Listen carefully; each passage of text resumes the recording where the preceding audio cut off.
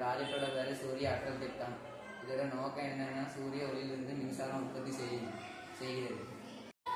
இதுக்கு தேவையான பொருட்கள் சோலார் பேனல், ஒரு LED மாதிரி, ரெசிஸ்டன்ஸ், LED வயர். சூரிய ஆற்றல் மூலமாக சூரிய ஒளியிலிருந்து மின்சாரத்தை உருவாக்க முடியும். சூரிய ஆற்றல் சக்தியின் பயன்கள்: சூரிய சக்தி விளக்குகள், தோட்ட விளக்குகள், தெரு விளக்குகள் போன்றவற்றை பயன்படுகிறது. கால்குலேட்டர், பவர் பேங்க் போன்ற சிறிய மின்னணு சாதனங்களை சார்ஜ் செய்ய பயன்படுகிறது.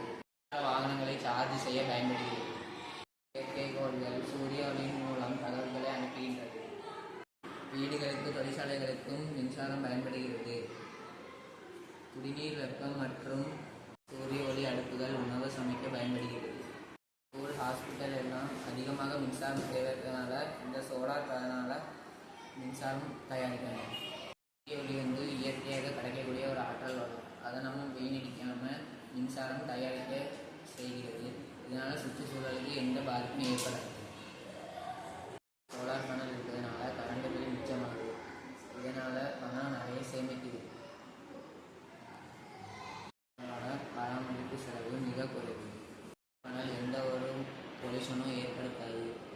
சோலார் பேனல் சன்லைட்லேருந்து கிடைக்கக்கூடிய சக்தினால் ஒர்க் ஆகுது. இதனால் இது ரினியூவபிள் ரிசோர்ஸஸ். ஆண்டுக்குள்ள 500 ஜிகாவாட் சூரிய ஆற்றல் உற்பத்தி செய்வது தான் இந்தியாவோட முக்கியமான நோக்கம். மினிமம் 25 வருஷத்துக்கு ஒரு தடவை மெயின்டைன் பண்ணால் போதும். சோலார் பேனல் ஒரு நாளைக்கு 8 மணி நேரம் எலக்ட்ரிசிட்டி ப்ரொடியூஸ் பண்ணும். பேனல் 3 ஃபேஸாக இருக்குது. Mono crystalline, poly crystalline, thin film. Mono கிறிஸ்டலினில்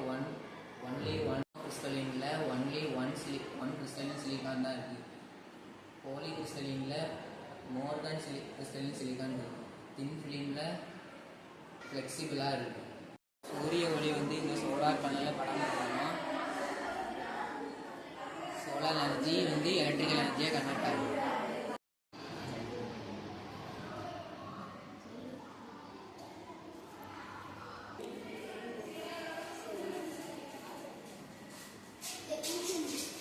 அதனால் ஃபஸ்ட் டைம் வைக்கும்போது ரொம்ப அதிகமாக ரூபா ஆகும்.